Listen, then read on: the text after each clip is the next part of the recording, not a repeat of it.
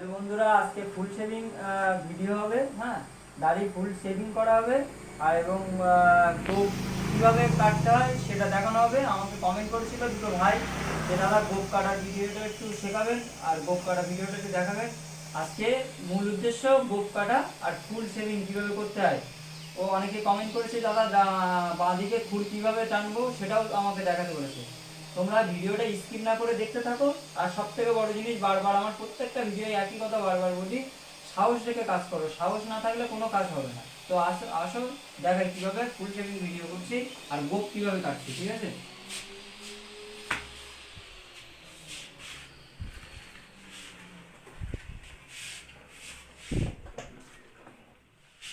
আমরা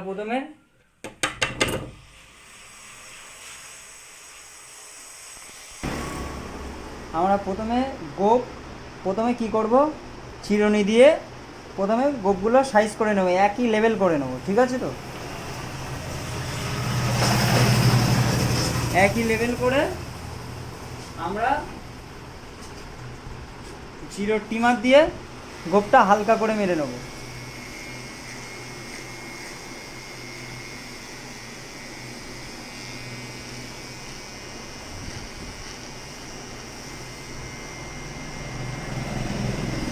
জিরো টিমার দিয়ে দেখাও একটু ভালো করে। এখানে কিন্তু আমরা একদম পুরো সোজা করে নিয়েছি গোপটা। ঠিক আছে, তো একদম মানে সোজা করে নিয়েছি আমরা, একদম এই সোজা করে নিয়েছি। হ্যাঁ, জিরো টিমার মেরে। ঠিক আছে, তো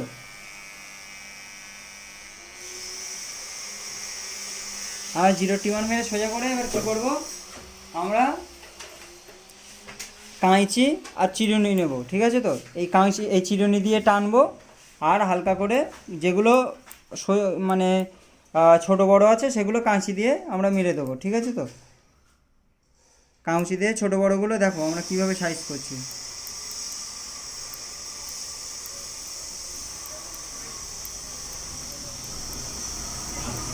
এগুলো সব কাঁচি দিয়ে হবে। হ্যাঁ, অনেকে বলছিল, যারা বলছিল তাদের জন্য আজকে ভিডিওটা মানে সব থেকে ভালো করে বানিয়েছি তাদের জন্য, যে তারা অনেকে গোপ কাটতে পারছে না, গোপ কাটার আলাদা ভিডিও করতে বলেছিল, তাই তাদের উদ্দেশ্যে ভিডিওটা আজকে। হ্যাঁ, তারা অবশ্যই ভিডিওটা ভালো করে দেখবা, গোপ কীভাবে কাটতে হবে। যাই যেখানে ছোট বড় আছে, যে চুলটা ব্যাকা আছে, সেগুলো সব কাঁচি দিয়ে ঠিক হবে। ঠিক আছে, তো কাঁচি দিয়ে আমরা ঠিক করে নিলাম ছোট বড়গুলো। এবার আমরা কি করব, এই গোপের ওপরে আমরা অল্প করে জল দিয়ে দেবো, যাতে গোপটা যাতে নরম হয়। ঠিক আছে, তো আমরা হালকা করে জল দিয়ে দিলাম। হ্যাঁ, দাড়ি কাটার আগে গোপের উপরে জল দিয়ে রাখলে দাড়িটা সাইড দিয়ে নরম হয়ে যাবে, গোপটা সাইড দিয়ে নরম হয়ে যাবে। এবার আমরা কি করব, এই বোতলের জলটা আমরা এই দাড়িতে দেবো, যাতে দাড়িটা ভালো ভালো নরম হয়ে যায়, কাটতে সুবিধা হয়। ঠিক আছে,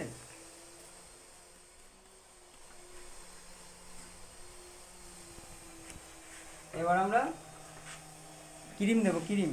ঠিক আছে, তো ক্রিম সবসময় আমি বলতাম যে ক্রিমটা যত বেশি করে দেবে তত দাড়িটা নরম হবে, দাড়িটা গ্যাজা বেশি হবে, আরও কাটতেও তত সুবিধা হবে। তা তোমরা ক্রিমটা বেশি করে দেবে।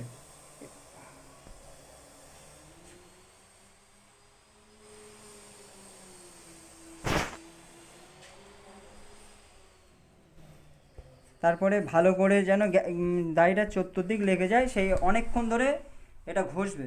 ঠিক আছে, তো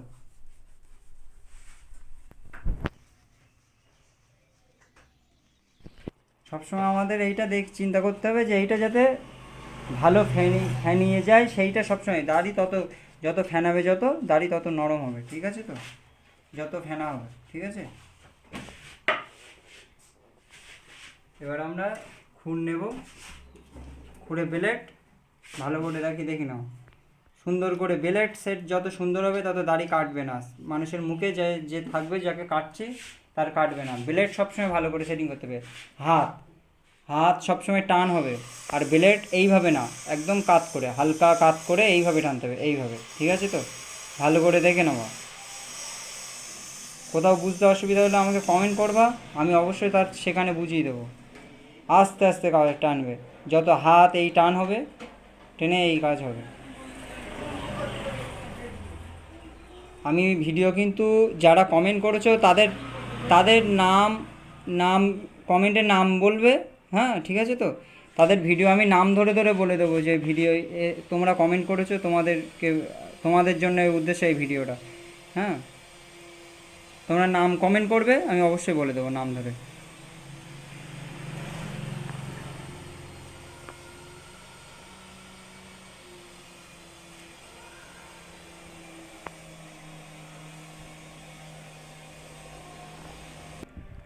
টান, এই টান সবসময় ভালো হবে, টান যত ভালো হবে তত কাটতে সুবিধা হবে। টান সবসময় সুন্দর করতে হবে বলো, এই টান করলে এই নিচের চামড়া উপরে চলে আসবে, ঠিক আছে।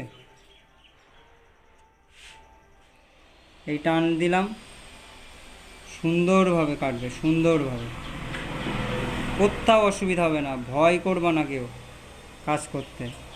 এই জায়গায় এই টান হবে,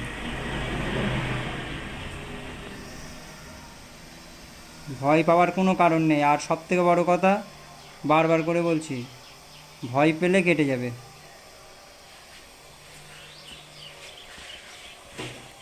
এই বা সাইড এইভাবে এই টান দেবে, এই টান দিয়ে এই ধরবে, ধরে এই, কোনো ভয় পাওয়ার কারণ নেই, আস্তে আস্তে কাজ করবে, আস্তে আস্তে।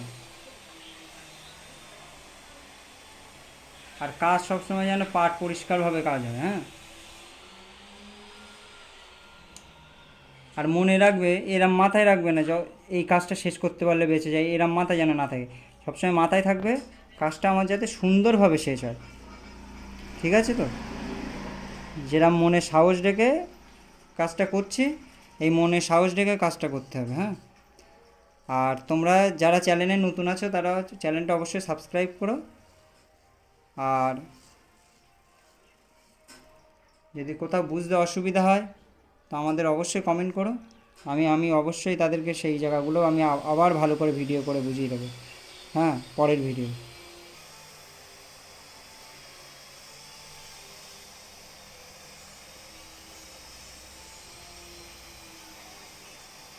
আমাদের এই জায়গাগুলো এইভাবে টানতে হবে, ঠিক আছে।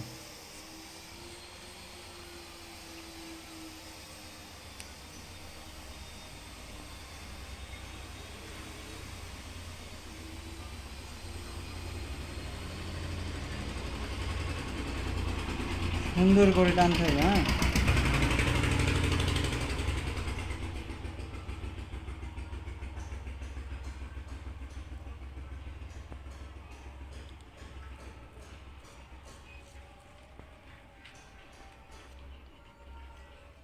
দেখো আমি কীভাবে টানছি, ওপরের হাত সবসময় টান হবে, ভালো করে দেখো, ঠিক আছে তো। এবারে দেখে থাকো,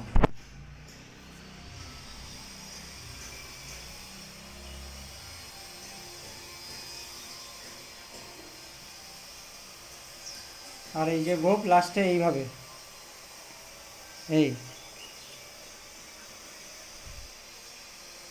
লাস্টে গোপের সাইড এইভাবে কেটে দেবে, ঠিক আছে তো।